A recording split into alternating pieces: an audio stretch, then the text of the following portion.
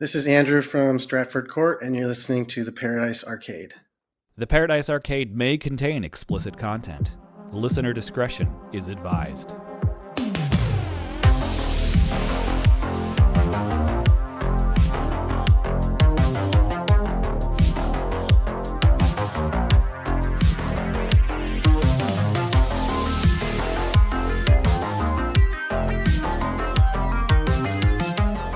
You're listening to the Paradise Arcade with Eric and Kyle.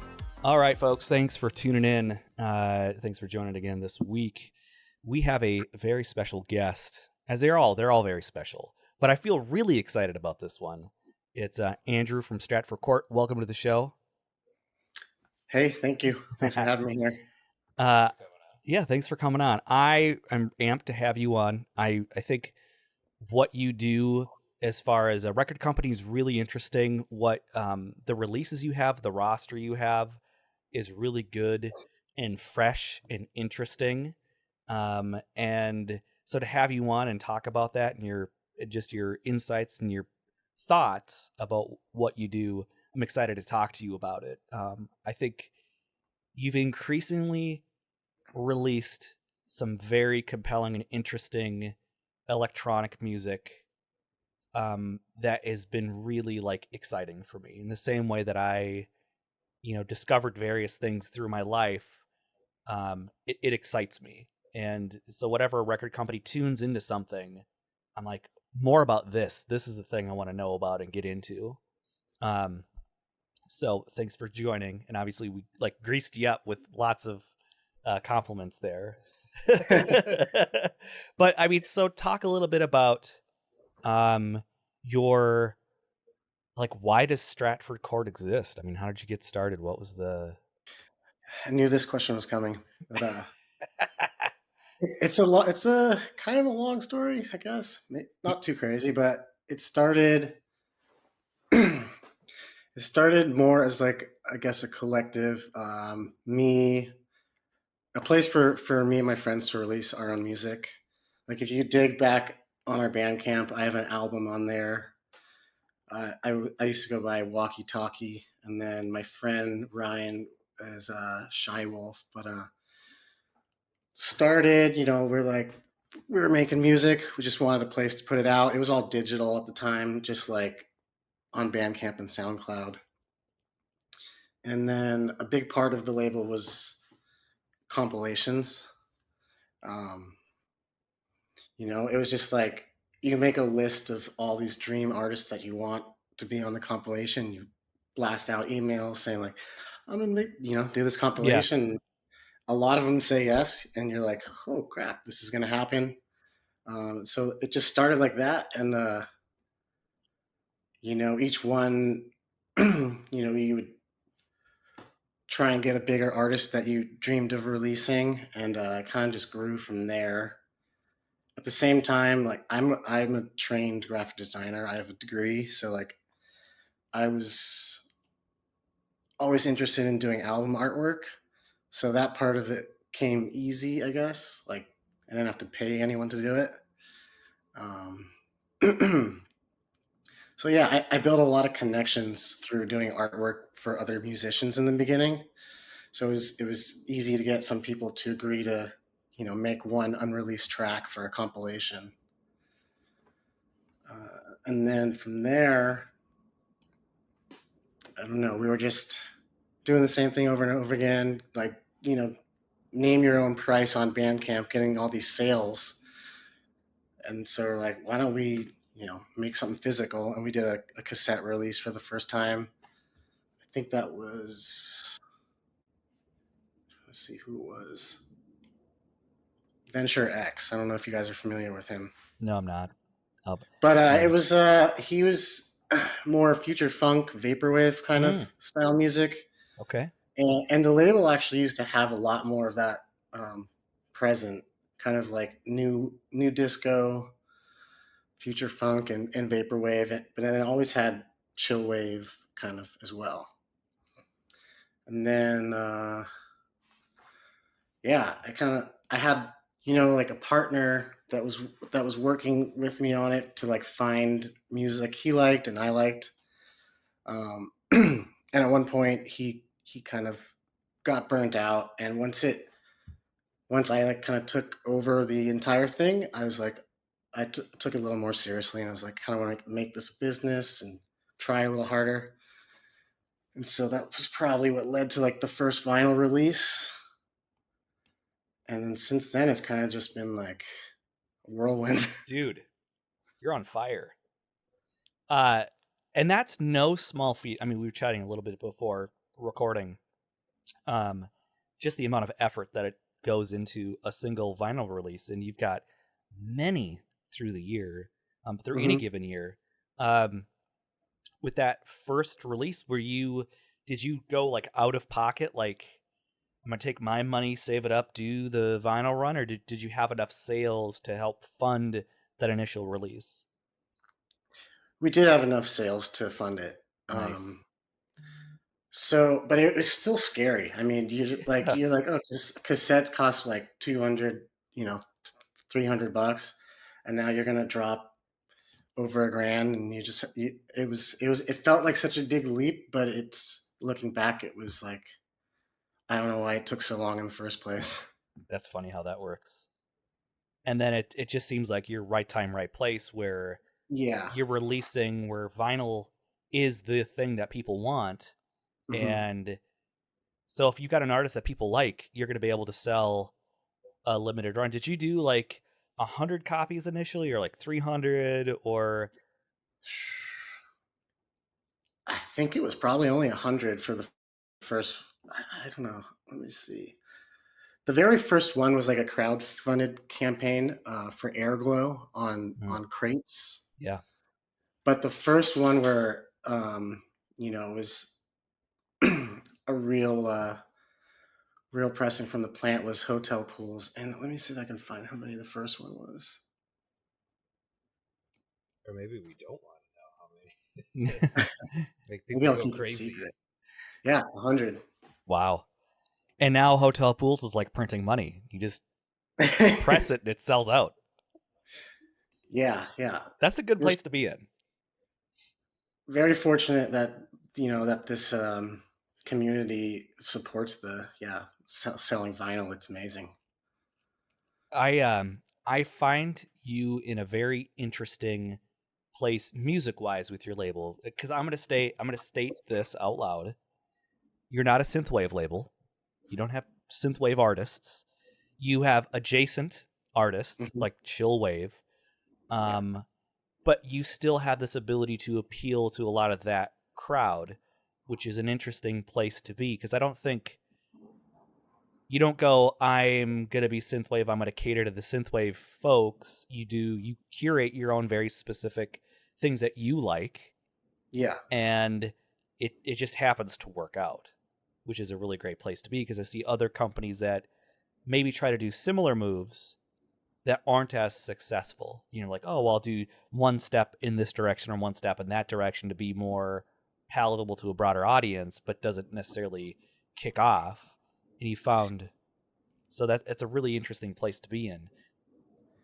Yeah, I think that it's I've been doing it for probably a lot longer than a lot of people notice or know. Like, the label started, the curation of the sound that this label has started in like 2014.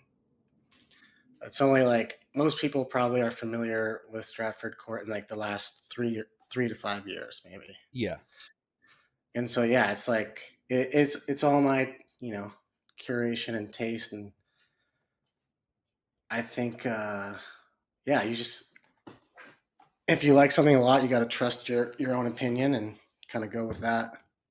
So was that like initially like really scary to go, like, you're looking at major investment, you're doing vinyl release, and you got all these factors to put in, and you love it, and you're going to dump thousands of dollars into a release? That's got to be kind of a scary thing, but obviously at this point you're probably pretty confident in yourself.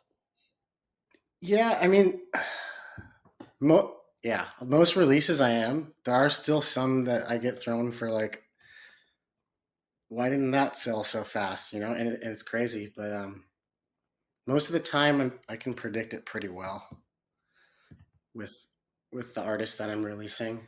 Um, yeah, it can be scary. Is there like a particular like factor, things that you weigh when you're gonna maybe sign someone to your label, or do you just go, I like this music and we're gonna go with it? Um, I wouldn't say there's a specific factor. It's mainly just like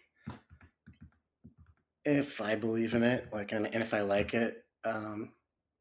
There's a lot of musicians probably, in this scene or adjacent to it who may have shown me their music and their ability and their talent is like totally up to par, but it's just not exactly my vision. So I might not release it, but yeah.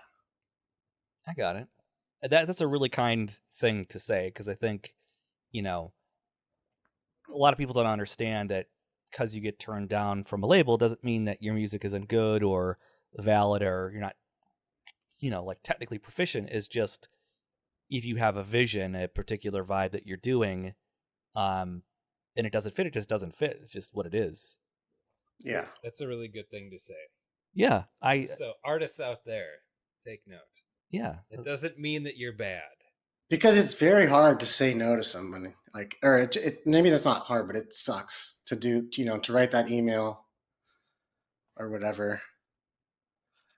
I would imagine, yeah, like typing up a I'm sorry. At least you're not doing what Sub Pop used to do, which is like, here's what, like, these are the reasons why you suck or something. That's what I heard. Really?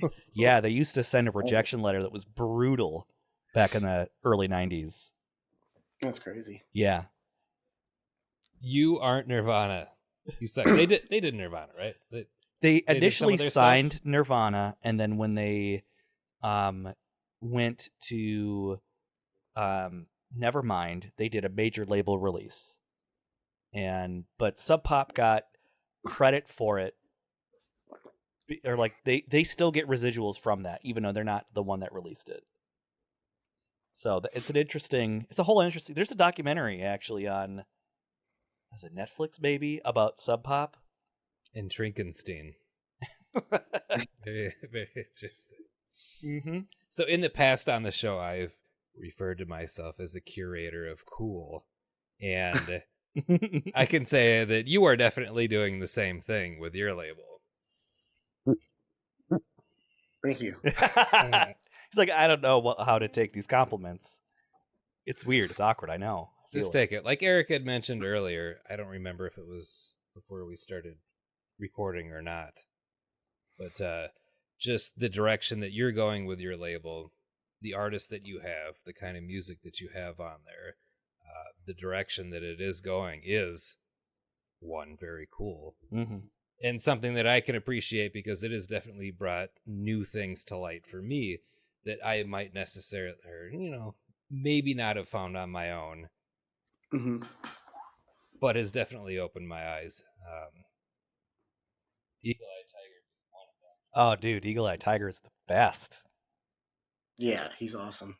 And the direction he's going from, and that's the same. What's interesting is a couple of the artists on your roster, they've maybe started off in more chill and have progressively become almost more IDM, like warp, glitchy. Like Eagle Eye Tiger had some bangers on the last record, and I'm curious what the new one's going to be.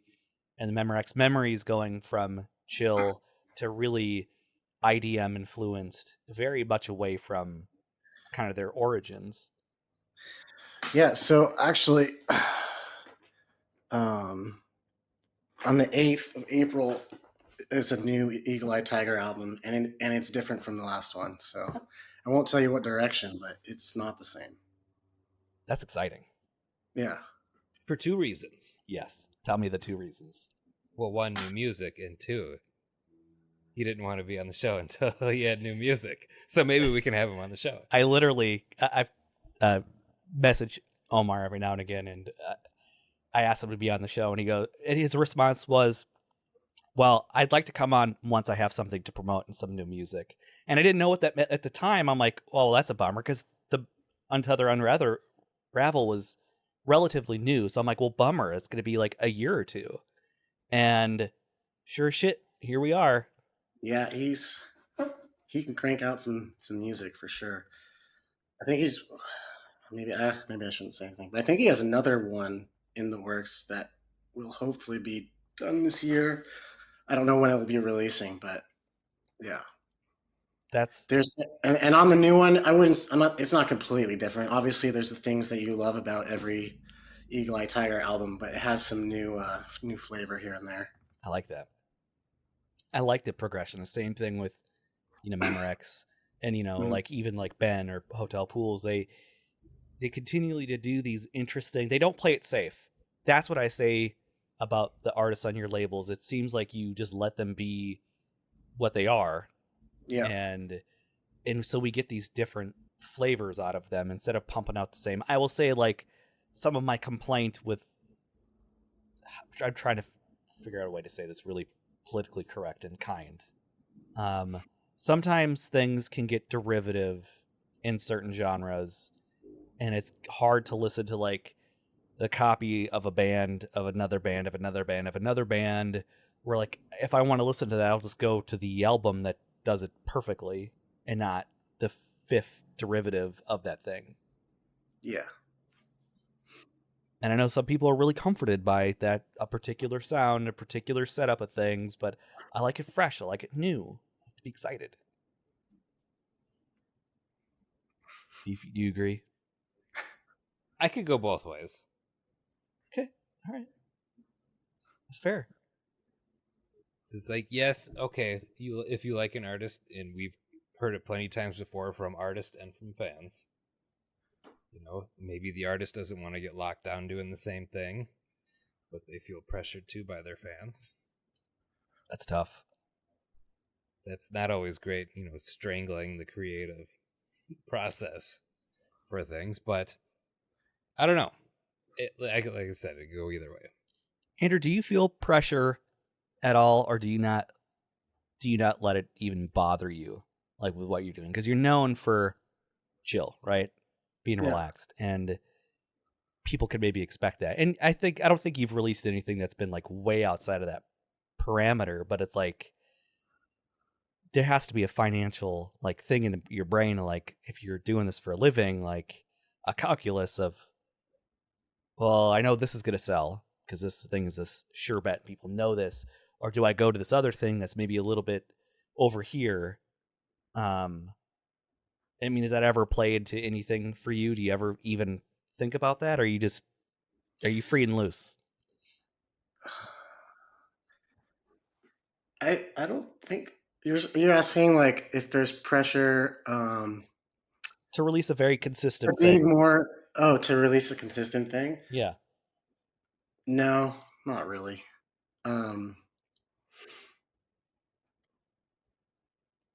I actually I like giving it a little variety, and I think there has been some times where things are kind of consistent, and that I think helps for a lot of people. But I love like the album that's coming out next week is John Mint. I'm not sure if you're familiar with him, I am. but his music's a little more like he calls it VHS wave, kind of like elevator funk. Um, Mm. and yeah, I'm not trying to just do Chillsynth or something like that. I definitely like the variety. Is there someone that you want on your label, like, badly, like someone out there that's like, this person needs to, I want to release something with this person?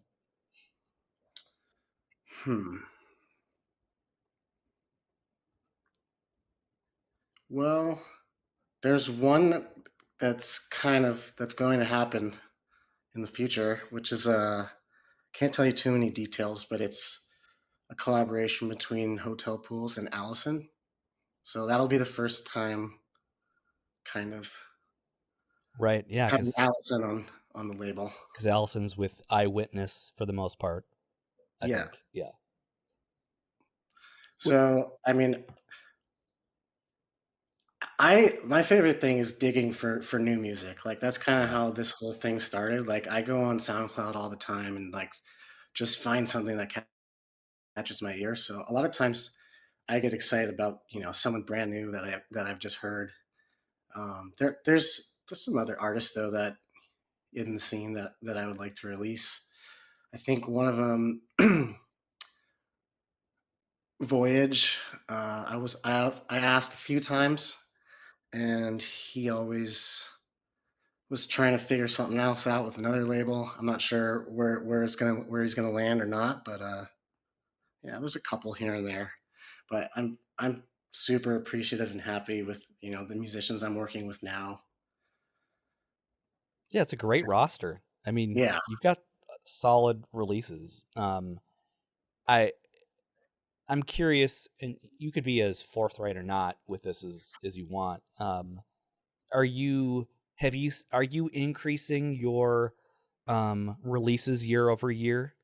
Are you starting to okay? Yeah. Yeah, I haven't like sat down and set out like, oh, I need to increase by 25% or anything, but it's definitely been more and more each year. Maybe last year, because of the vinyl delays, there might have been less. There might have been less than like I could have happened, just like Sure. because it was beyond my anything I could control. It was just like this is going to take forever. So, and I, like you mentioned before, I don't want to do a pre-sale, and it ends up happening. But yeah, I always encourage like let's wait till we have them in hand. So that slowed things down last year for sure. But a lot of things I had on order are starting to show up now. So I feel like starting next week, it's just going to be a bunch of releases, which is going to be crazy. That's awesome. Yeah. You're going to be a busy guy then. That's what I have to Yes. say. Stuffing a lot of boxes. Yeah. Yeah. Well, I mean, that's what it is. You putting vinyl in, that's time consuming shit. So that's really, I mean, that's exciting for everyone that follows your label.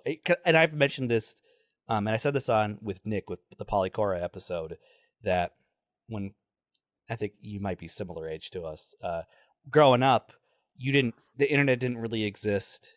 If it was not on the radio or MTV, you really had to trust in a label. You found a label that you liked and you bought it based on that because they curated taste.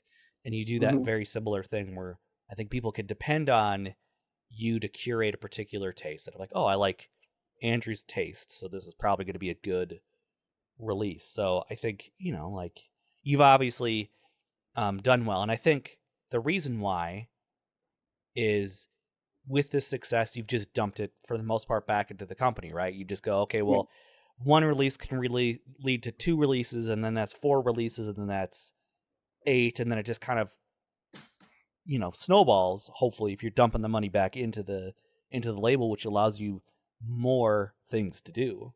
Yep. Exactly. And that's a really admirable thing instead of, trying to suck all the profit off of a thing. And, there's a few, maybe 1 or 2 out there that I'm a little more cynical of their motivations. Right. Mm. So it's really neat to see that more releases means that you're putting money back in and you're giving people a chance to have a physical thing. Do you have like the mindset of like you hear it and like this needs to be on vinyl? This thing I discovered on SoundCloud or whatever it is, and you're like, this is it. This thing needs to have a physical release. Yeah, definitely sometimes for sure. For me, like coming from a design standpoint, like that's part of the most like probably the most fun part for me running the label is like each new album is like a packaging design project. Yeah. And like how can I like raise this, you know, raise the experience of this person's music higher for the customer and like usually it's a collaboration between me and the musician on pretty much all of them. I mean, occasionally someone will come with their own artwork, but that's the most fun part. So yeah, it's like I hear an album, or someone shows me an album, and then it's like brainstorming how to make it come to life, like visually. And yeah, that's like the most fun part for me. So I would have to assume that, you know, you yourself are into vinyl. Yes. Okay, because I would say it like selfishly, if there's some music that I like I want it on vinyl. Oh yeah. And then I would, you know, if I had that in my power, I would do that, be like, boom, there it is. So it's good to know that you are into vinyl. I wonder if there is anyone that we have talked to before that really isn't, and they're just doing it for the demand. I guarantee there's one company that does that. Okay. I'm not. Anyone that listens to the show knows exactly who we're referencing, so I don't even need to say the name out loud. And I think it shows. That's good. But since you are, I'm gesturing towards Andrew right now. Yeah. You guys can't see with his this, glorious mane. but Your hair is amazing. it's like, you guys both have the hair too. Oh, thank you. Since you're into it, I also feel like you put an extra level of care into it, twofold. One, because the graphic design, and two, because you're passionate about the media. Yeah. So that's even better to know, because you're getting more care than maybe you might typically get from a product from another. You curate things that you want to release, that you're passionate about. It shows, and people trust a label, right? They grow to trust you. I think people go, okay, Stratford Court, I can trust.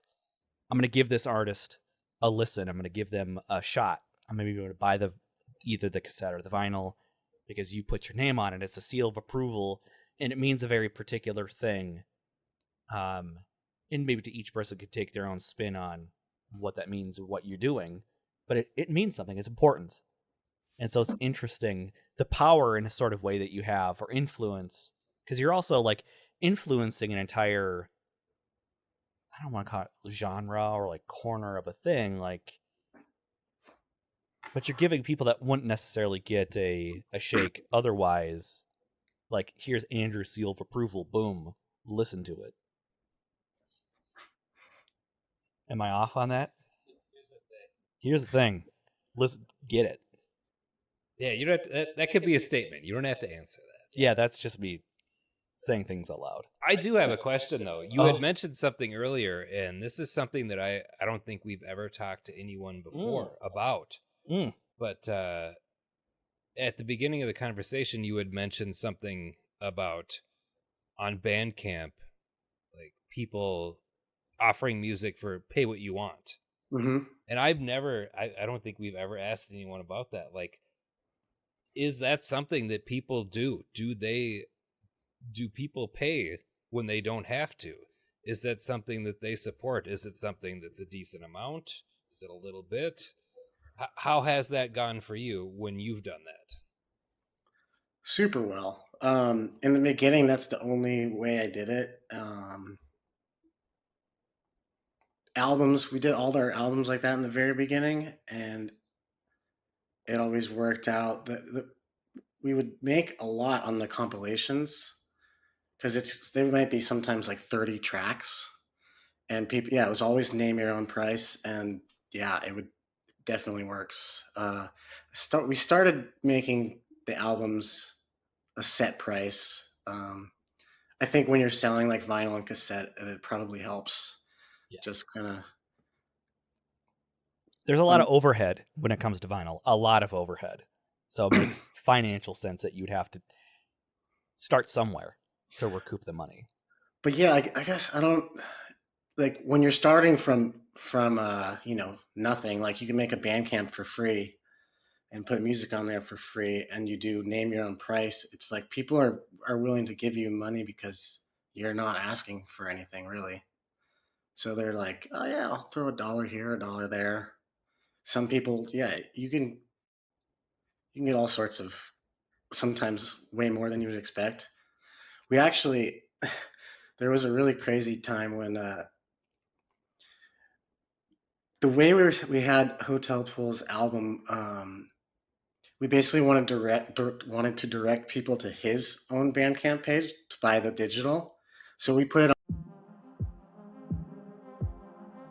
Hey there, TPA listeners, Eric here. Sorry for interrupting, but this is the part where we do some shameless self-promotion. And we'd like to give our sincere thanks for listening to the show. And we are just as surprised as you are for listening. But since you're here, we'd like to highly encourage you to follow us on Twitter, Instagram, and Facebook. And of course, for all things The Paradise Arcade, you can also visit us on theparadisearcade.com. Please like, share, and review our episodes. We like interacting with you. We like to hear your feedback. What's your favorite part of the interview? What you thought was interesting? Who we should get on the show next? Those are all important things that we'd like to hear. And the last thing, if you really like the show and you want more and you want to contribute, you could do something for us. You could find us on Patreon. You can contribute as little or as much as you want. On Patreon, you'll find some exclusive content that we will continue to update. Mostly, we just want to say thanks for listening. We appreciate you. So let's get back to it. It's a motherfucking paradise arcade. On there for $420, and somebody bought that once. Holy shit. That was going to be a follow-up question, yeah, if you had ever gotten anything ridiculous, and That's ridiculous. That's just like we had another company on, and they put for because shipping anything to Australia is insane, extremely expensive. So they put shipping rate I think they said $100 or something like that, and someone actually did it. They paid the ridiculous amount of money to get whatever release it was. Yeah, the whole point was so that you didn't buy it. That's amazing. That's incredible. So you talk about compilations, your secret selections. Is that something that you're still passionate about, curating that list and releasing those things? Yeah, definitely. The last series just finished, and I actually have the cassettes for that. I'm just waiting to release them, but yeah, that's kind of it's nice because if I don't have a release planned for a Friday, I can just drop a new single that I found. It's kind of a way to stay busy in between some downtime, and I can introduce new names very easily, right? Just showcasing one song. So it's cool. It's it's a great way to show I'm sharing their music with the community and giving them a little spotlight, and then at the end of 10 tracks it gets put onto a compilation on Bandcamp, and then we sell some cassettes. So yeah, I love doing it. I think that's really a valuable service that you do. I've had friends in the scene that talk about how much they enjoy your secret selections, how they look to it basically to find new music and get turned on to new things. So, again, it's that you curate, you have different levels of curation. And I think that's really interesting because you have it on the smaller bite size where it's here's a one song by an artist, or here's an entire album by an artist. And you offer here's a cassette and here's a vinyl as well, because you do some things cassette only, and then you do cassette and vinyl for some. And I like that you offer that variety of things for artists. It's a kind thing to do that maybe other places don't do. It's bottom line, how much money can I make off of this versus exposure to help someone grow. Yeah. I don't think that we've really talked to anyone who does cassette releases either. How are the cassette sales crazy? Are they good? I mean, being a fan of cassettes, I purchased quite a few. I'm a big fan of them. Fortunately, I can't play any right now with my setup, but I'm definitely into that. Is it as big as vinyl? Are they equal? Is one more than the other?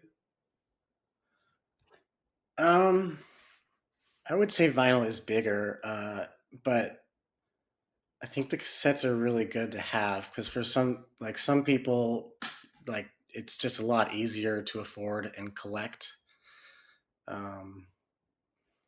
We have returning customers that buy like every tape, but they might not buy any of the vinyls. It might just be their thing. They like to collect. Like I said, it's a lot easier, like $10 compared to 25. But yeah, I would say that it's not as big. Like 100 cassettes is a little bit is more difficult to move than 100 vinyl. Like 100 vinyl goes really fast because it seems super limited, but then like 100 tapes kind of feels like a lot of tapes. It's kind of interesting. That is you're That's weird. absolutely right. You said it out loud, and I'm like, I absolutely agree with that statement. But yeah, like when it's 50 tapes, it's usually like it's gonna sell out pretty quickly. But for some reason, the jump to 100, it's like I don't know if like when people see like a bigger number, they're not as like eager to buy it or what. But there's all sorts of ways. Like you could do a variant, obviously. Here's this 50 of this variant. So 50 of that to variant. quantify that, 100 tapes seems like a lot. That's weird to me. Does that seem like a lot to you? Like when he said it out loud, were you like, "That's a lot of fucking tape"? No, it doesn't seem like, not to me. Oh. Interesting. 'Cause to me, I'm like, yeah, that's a lot of tapes. Usually, say- if I do 100, I will do like more than one color or something. And a lot of people will buy this same tape in 2 colors just to collect them both. So I've noticed something about your releases, your vinyl releases specifically. They pretty much all fall within the same price point. They kind of have a very similar jacket. I don't see a lot of gatefolds necessarily. Is that a conscious decision on your part of like how you put together a package to keep it within a certain price point for people? Because you can get buck wild. You know, you could go $50 for vinyl release if you're doing multiple discs and gatefold and all these special effects and yada yada yada and die cut, this, that, and the other thing. You seem to have a very consistent way that you release vinyl. Is that my ask is that a conscious decision on your part? I don't think I'm necessarily trying to stick to that price point. I think I found that I'm always trying to do kind of crazy color variants on the wax designs and stuff like that, and I think that Stellar. the number that we're at is a pretty good price for that, even though like they do vary like the actual cost.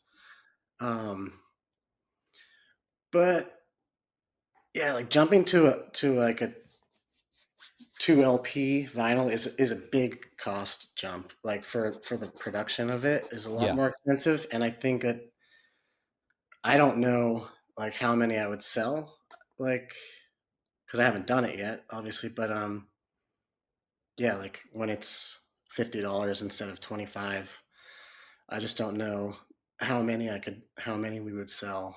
A lot of I mean, most of the albums are 10 tracks, which fits perfectly on 2 sides. Yeah. Yeah.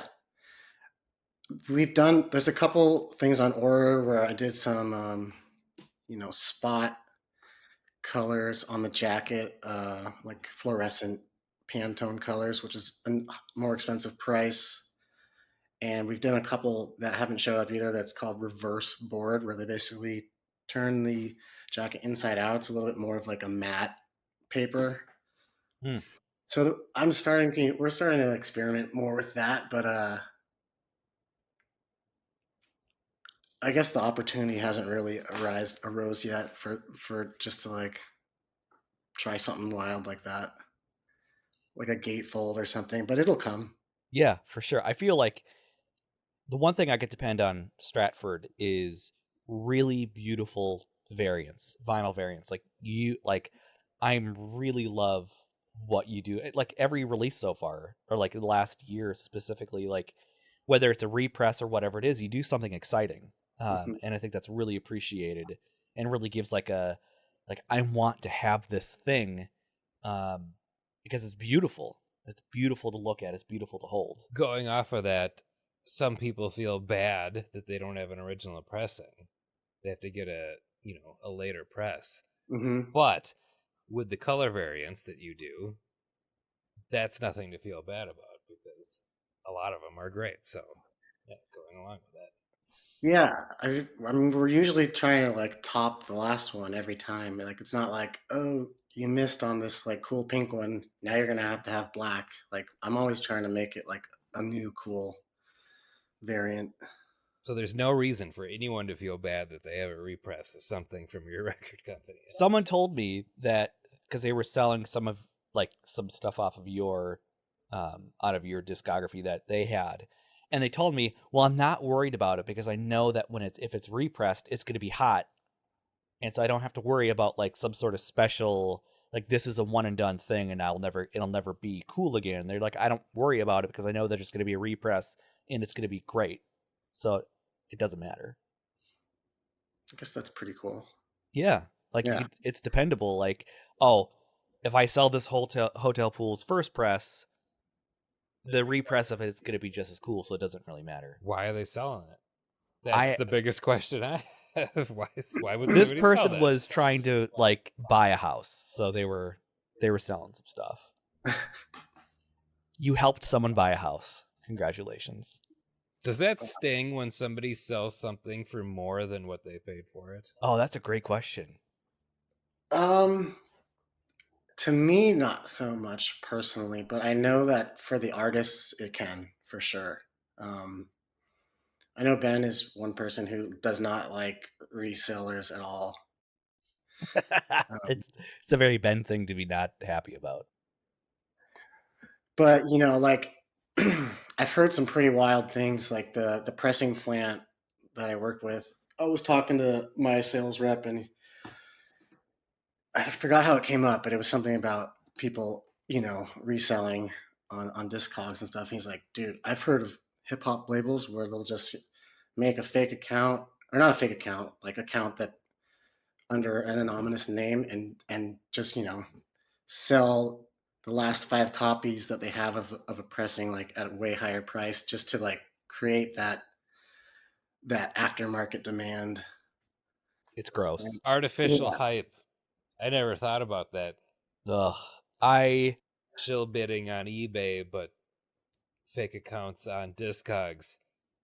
Because yeah, you could start an account, you could buy a record at an astronomical price, and that's gonna go on their tracking. Yeah. Like, here's some jackass who paid $1,000 for this.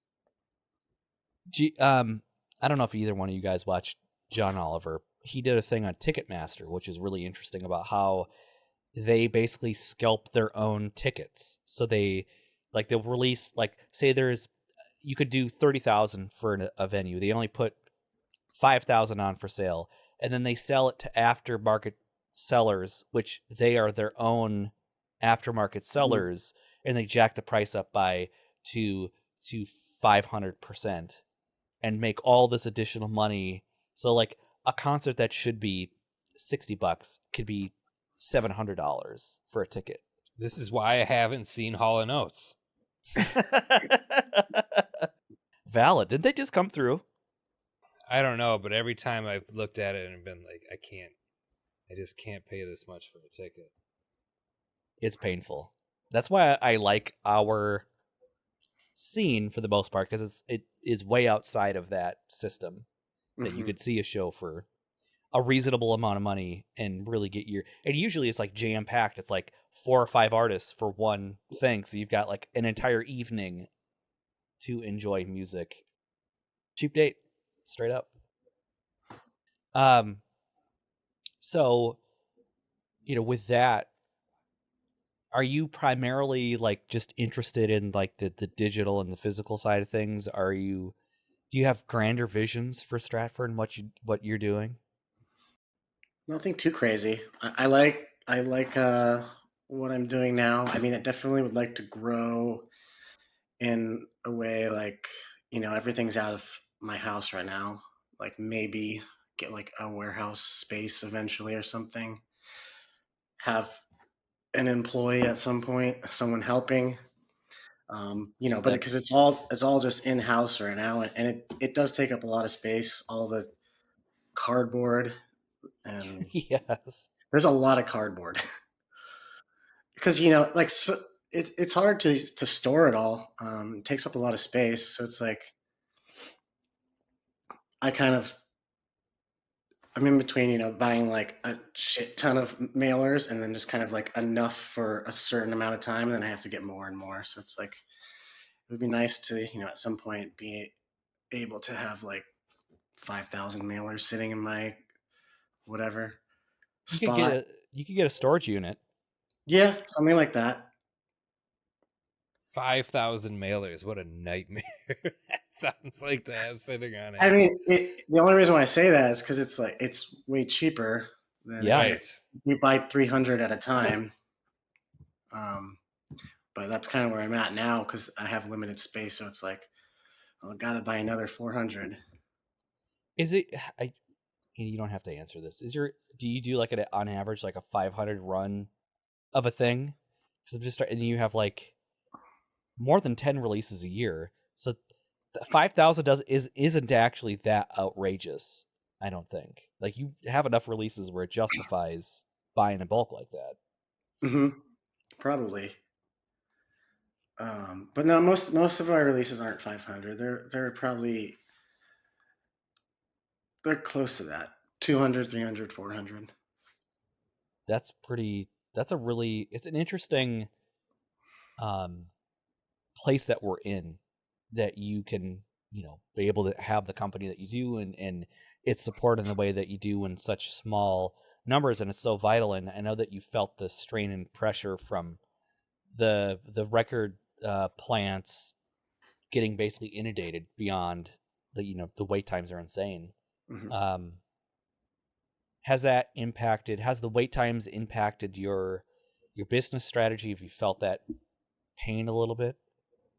Yeah, I mean, I'm not actually sure. Mentally, yes. Mentally, fair. Yeah. Basically, I mean, mainly just because like having to, tell the artists like, yeah, let's get this in right now, but it's gonna release in 9 months, and they're like, can I just put it out now? It's like, can you just be patient for a little bit? Like, well, it's gonna come out, but some people need to get it out and on to the next thing, and so it's a balance. It is. I didn't actually think about that. That's a really good point you bring up. You release an album with the actual go live date of the thing, the physical and the digital, and I didn't think about like the strain that must put on a independent artist. Yeah, so not everyone is like that, but I try to make them like that. Hold off. Chill out. It'll be good. Yeah, that's a really interesting, and that's sort of like, that was the advantage of being like you or other labels that are similar, is that there wasn't that waiting time. We've talked to some artists that are on bigger labels, and they submit an album like a year ago, and then a year later it's finally being released, because there's schedules, there's all these bureaucracy mechanics that go into larger, even like mid-level record companies. You're in a kind of a machine, and you're kind of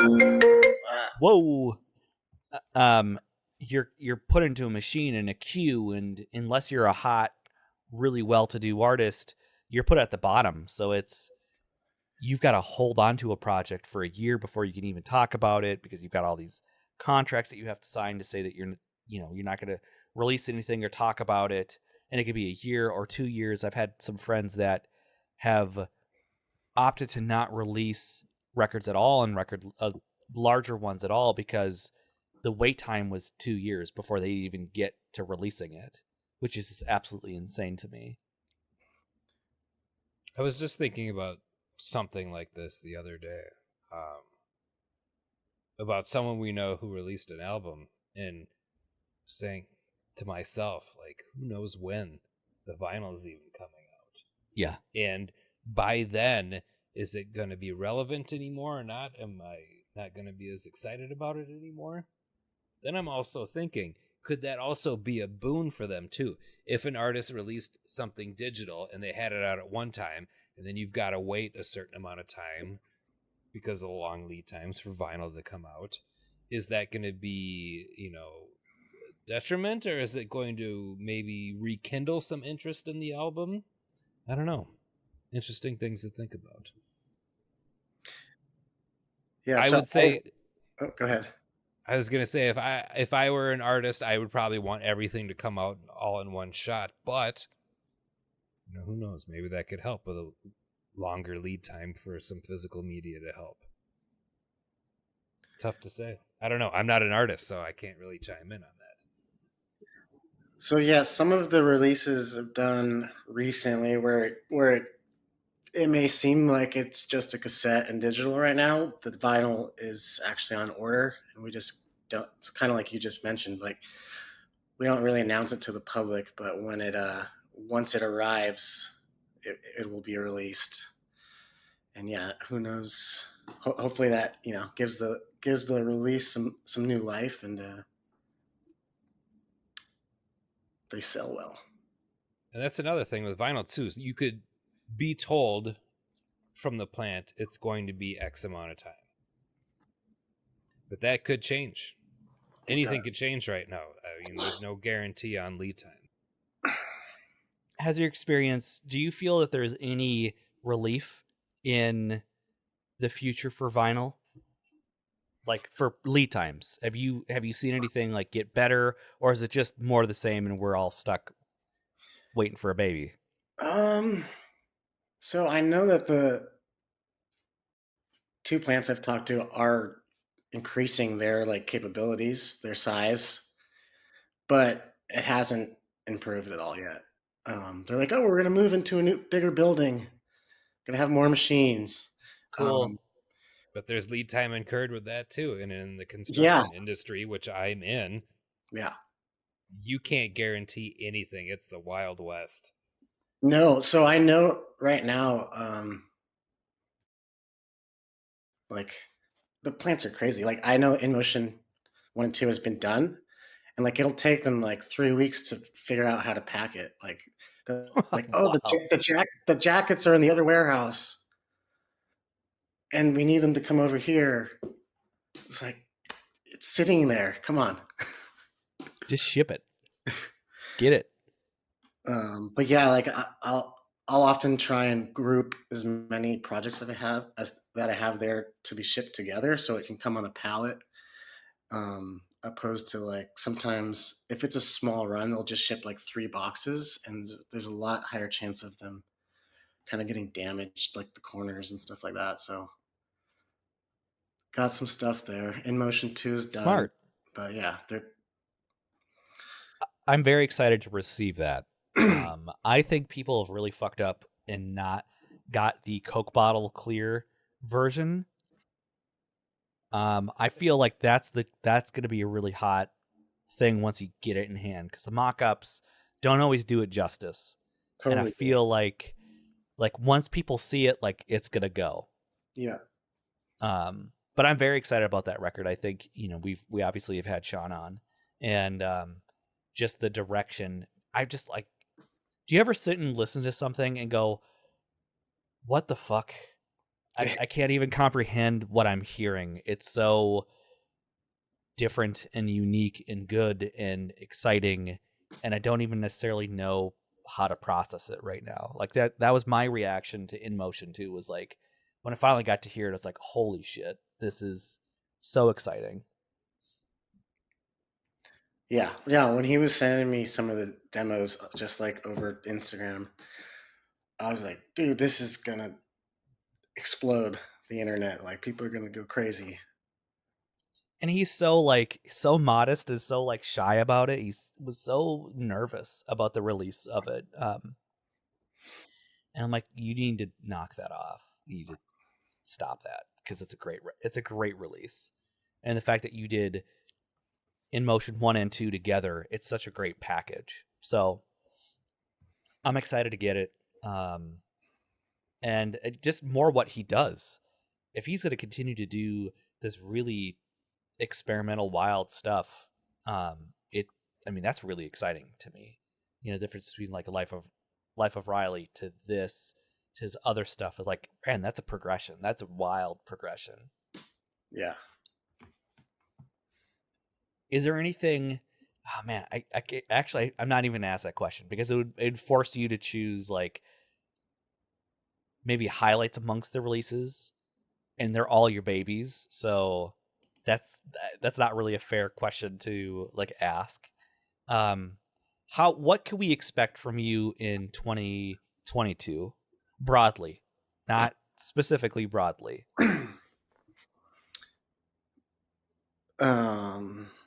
Broadly. I mean, I can read off like what I have in the next couple of weeks, which is pretty exciting. I have this like big calendar thing. Nice. But yeah, next week is John Mint. That's vinyl and cassette. And then April 1st is Oddling, the album One. It's been out. I think it was kind of like his first collection of tracks albums that he has on SoundCloud. But that's going to be on vinyl and cassette for the first time. Then Eagle Eye Tiger on the 8th. That's going to be a cassette release. And then on the 15th is Special Q. That's a record, a vinyl release. And I think I'm going to do the Secret Selection tapes. And we have John Dunder, a new album from Division Street. And then an album from Disc System, and I don't know how to pronounce this guy's name, but I should. Nielser. So yeah, there's a lot. That's what I have scheduled, but then there's other vinyls on order from. There's too many to name really, but Delora is coming. I don't know if you guys are fans of Delora. I'm not familiar. I'm gonna have to check it out. Like That- I trust that like it's gonna be hot, so I'm not even worried about it. yeah, yeah. Let me see. Let's see Pressure's on. some vinyl from Secret Attraction, the album that he released recently, is going to be coming in a while. Great. Yeah, that and one we released, I think, earlier this year or last year, Sensitivity Drifting. So 2 different vinyl releases from him. A lot of Hotel Pool's represses are coming. Yeah, I mean, if you need money, that's just a great thing to do. But yeah. I mean, mainly, there's represses of most of the higher demand releases that we've had coming, and then a lot of new stuff. So there's plenty to look forward to. So let's talk about. I think there's probably something that we just need to talk about and get it out there because people are going to be curious. They're going to want to talk about hotel pools. If we don't talk about Ben, we're going to miss an opportunity because people are going to be annoyed.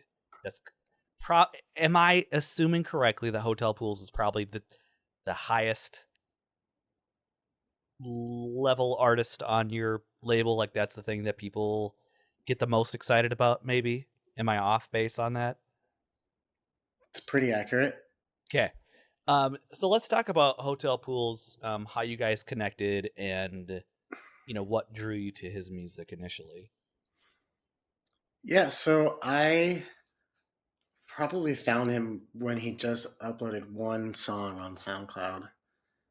And I think it was just timing, some luck, and I reached out to him probably to do like a Secret Selection track or just see what see what he's up to. Like, do you have any plans on releasing music? Like, is there an album in the works or what? And we started talking. He's like, "Yeah, I'm working on music." He came from a place where he had, I think, been on a legit label before and had not a great experience, and he liked me because it was just casual. Like, we don't have any contracts. Like, we just talk about things, like agree on terms and release stuff like that. He just wants to put out music, and like I have the financial ability to get his music on vinyl, and so it's actually just a really good partnership. He's one of my friends. Like, we're just very fortunate. Yeah. So it was timing, but I found him, I think, super early when he started releasing music under the alias Hotel Pool. So it just kind of worked out like that. I feel like that's very accurate. If you're out there looking and you're receptive, you're gonna find the thing. And if you're smart enough to act on it, you're gonna be good. You're gonna be fine. Ben talks very warmly about you and your partnership together, and it really frames it as a partnership as opposed to like, this is my label. It's basically my partner in this thing that is Hotel Pools. Andrew supports me and does all the stuff. So obviously it works out. He feels very similar to what you just said. So I feel that it's really interesting, your story about people that are looking to release music or do things that if you act on a thought and you follow through with it, you might actually be able to do it, pull it off. Like going from like you having a project and a friend having a project and like, well, shit, we should do this Bandcamp and release some tracks, to now having a full-fledged label where you're able to release music and make a living off of it. Like that's a huge leap from that initial thought to where you're at now. So it's an inspiration story. I really feel like you could have a very specific taste, right? Because it is a niche within a niche, and still succeed. Yep. Yes. The handshaking and the flexing of the Yeah. muscles. I always like to send that as a meme when I'm in agreement with somebody, or we're gonna do something. It's like that, like bicep flex and handshake in one. I'd like to wrap around to maybe some of your influences and things that you grew up on. Like, what are the things that get you going? I know you've got your label and a particular thing that you've curated, but like more about like your own interests and how did you what are your influences and bands that you like that are not related to what you're doing directly? Yeah. Chillwave was like pretty much the biggest, like my favorite music. But I think I started getting into electronic music in high school. The first band that was like my favorite band was The Faint. I don't know if you guys are familiar with The Faint. Mm-hmm. And like Lady Tron and Fisher Spooner. Yep. Like kind of stuff like that. Then Neon Indian and Tori Ma and Washed Out were like really kind of like my favorite bands, and still are. Like I have probably all of their records, and like they've kind of changed over the years, but like every time they're coming out with a new album, I'm super hyped on that. But yeah, also I think the tone and the vibe of the label probably has a little bit to do with living close to the beach. I surf almost every single day, so it's part of the same vibe, I guess, a little bit. Um, yeah, like the actual name Stratford Court is a street in Del Mar, and like my friend Ryan, who we used to release music on the label, lived there, and like it was a house like we would all hang out at. We'd go surf, we'd come back and jam, play music like that. So it's kind of shaped the sound probably a little bit, but yeah,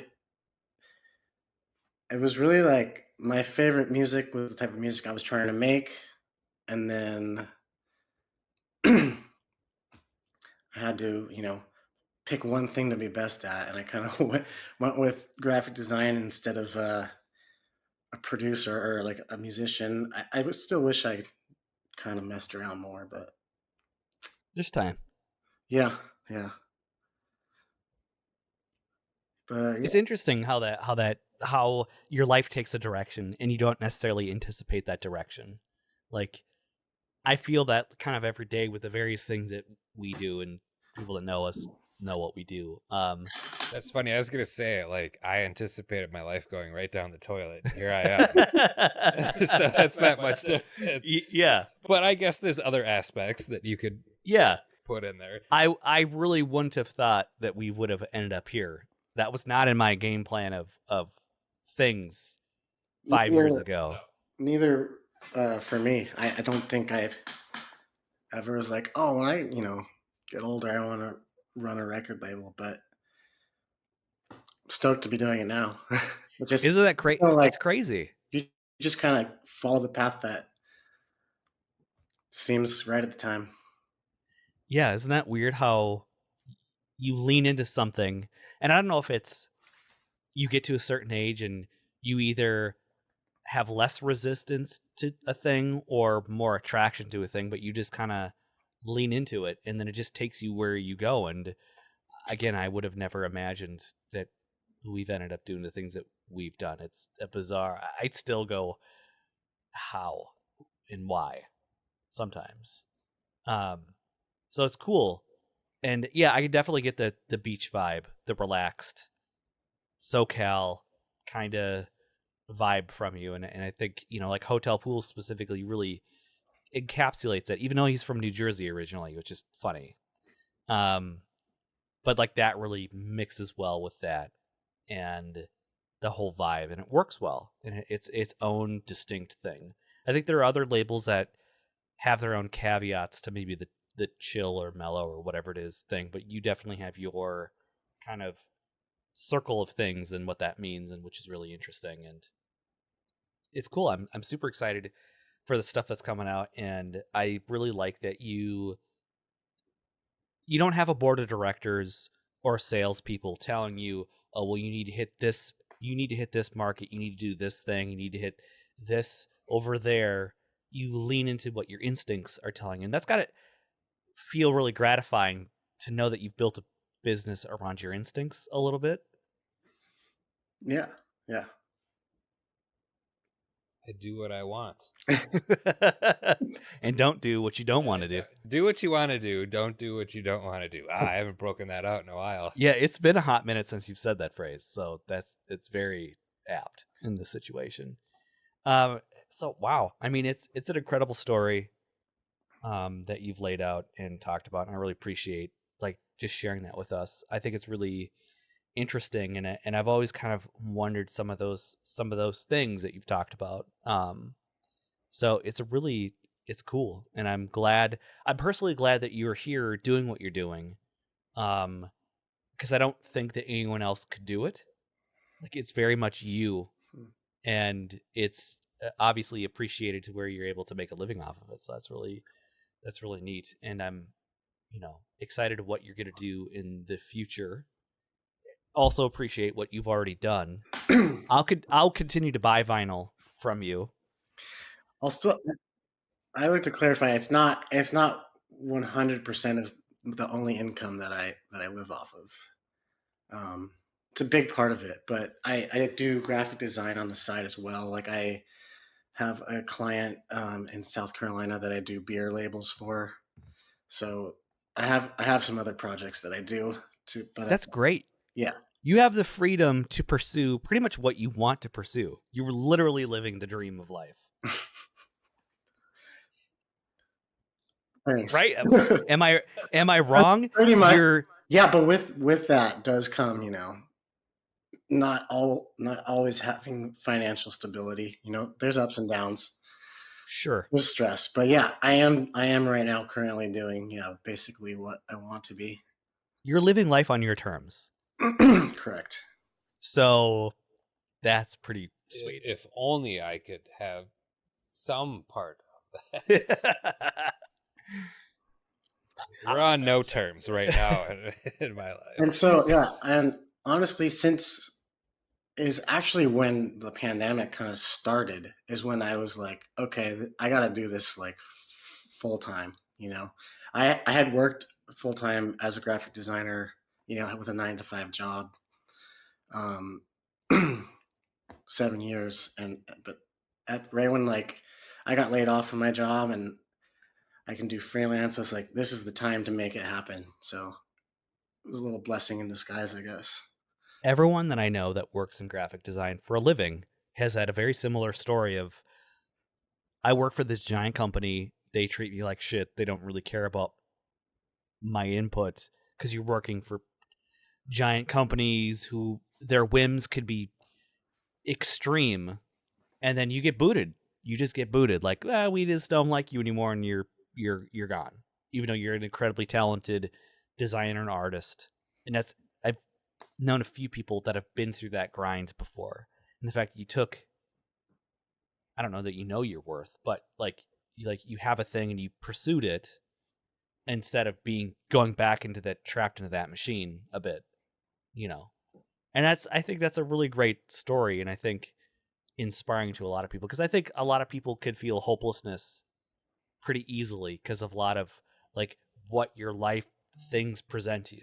And if you take a risk and you pursue your passions, you might be able to make it, probably. Maybe better than being stuck in the machine that is adjacent to your passions. Yeah, it's definitely rewarding. Do you have anything while we got this man here? We have his undivided attention. I've got after show stuff. Okay, we got after show stuff. Andrew, do you have anything that this is your time to pimp? Anything you need to get out there? Anything you need to say? Is there anything you need to get out quick before we end our time with you? Nothing too crazy. Buy your stuff. Yeah, stay tuned for basically every Friday for the rest of the year. Damn. No, that's not true, but there's a lot. It's similar to that idea. There's a lot of releases. So thank you for coming on, Andrew. I really appreciate it. It's been something that I've been trying to make happen for a while, so thank you for finally coming on. Of course. Till next time, this is Eric. This is Kyle. Thanks, Andrew. Thank you.